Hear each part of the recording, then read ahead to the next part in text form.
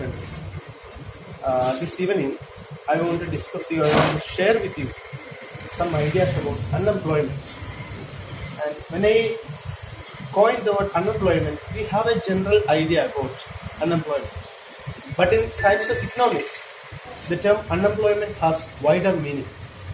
And unemployment is a serious social menace almost all of the third world countries have been facing. And what is unemployment? What is the situation? And how can we say a person is unemployed? So these are the areas where we need little bit incitement regarding unemployment. So unemployment is a condition where you are able to work and you are willing to work, but you are not getting it. Unemployment is a situation where I am able to work, I have the qualification, and I am willing to work.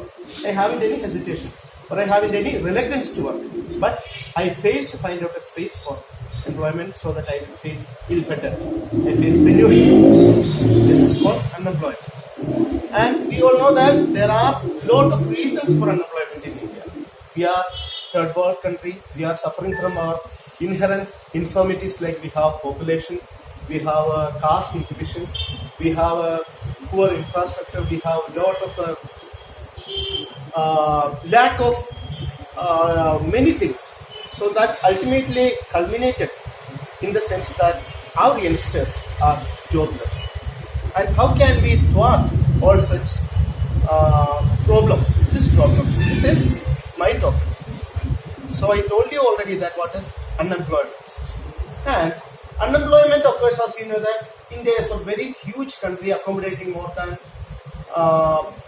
130 crores of people. Most of them are uneducated and skill level is very low. And in the case of nutritious food and values, that is nothing. And under such a condition, the unemployment, how can we mitigate the rate of unemployment in India? And before that, I want to draw your attention on the social important causes of unemployment. First cause, I told you, demographic reason.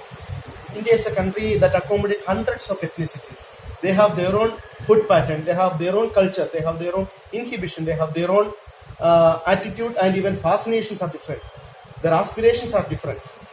So, when an economy, when a country wants to feed more mouth and more stomach, so they want to find out more income.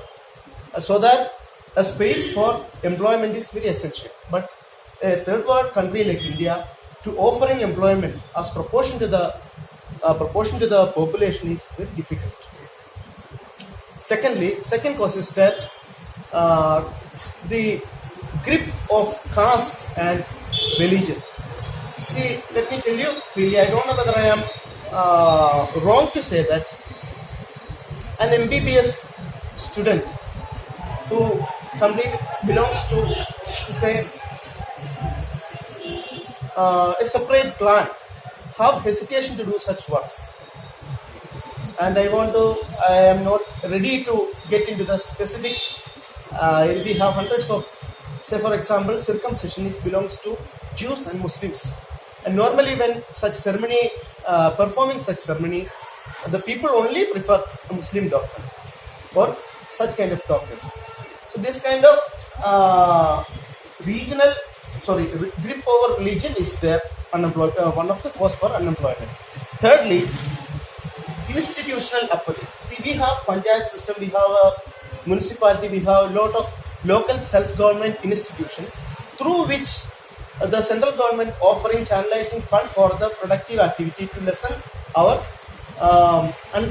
unemployment. But it is because of the lethargy, because of the ill will of the institution or the officers, they are not showing their seriousness and enthusiasm to allocate the resources on a proper way. If they are allocating the resources on proper way, to a certain extent, we can reduce the quantum of unemployment. Institutional apathy on one reason. Secondly, slow economic growth. This is a general growth, is that we are predominantly an agrarian economy. More than 65% of the population of India belongs to the agri sector. agriculture is the lifeline of India. That is the elixir of India. So the advantage is that that sector accommodates hundreds, thousands of people.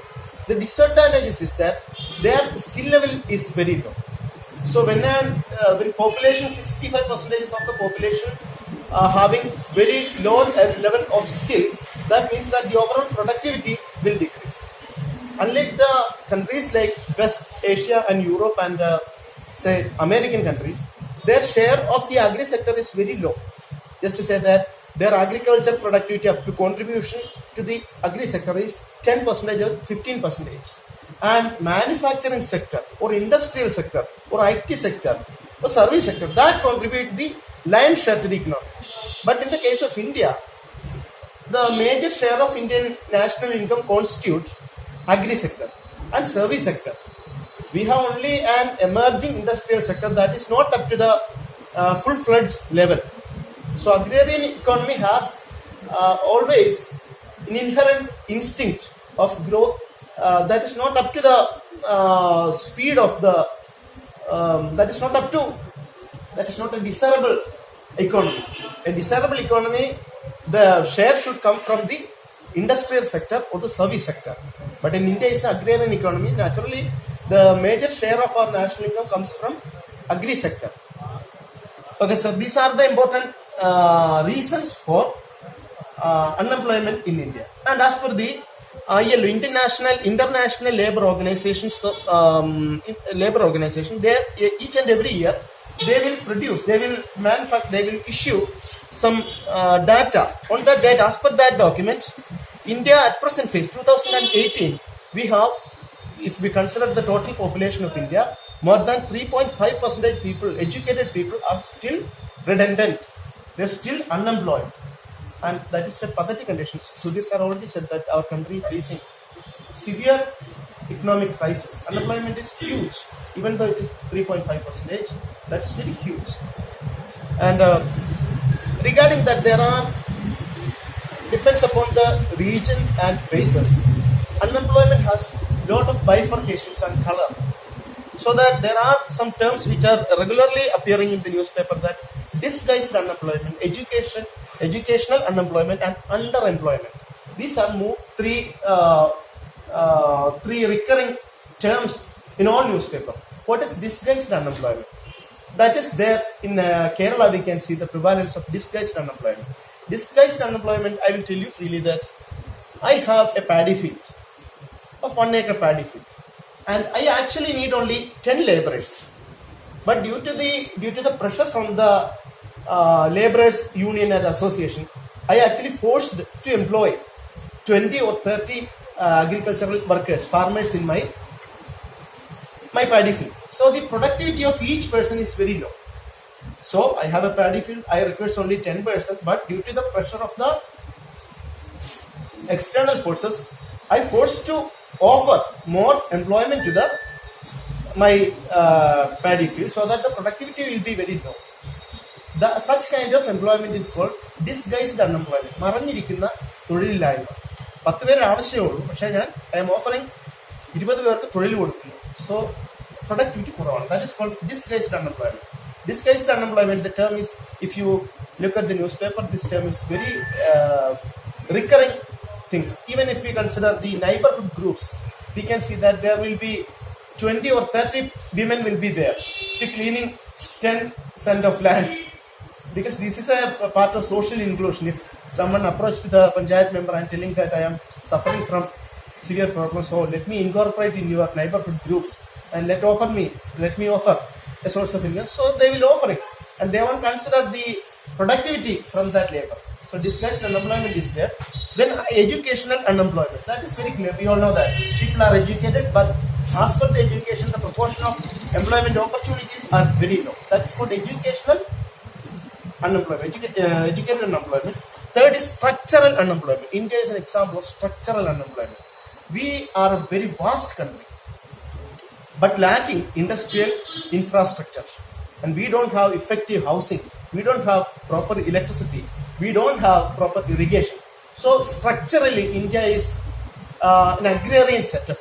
So under such a setup, people have to satisfy themselves with doing agrarian jobs. Agrarian economy is also faces this structural unemployment, and finally underemployment. Underemployment is that due to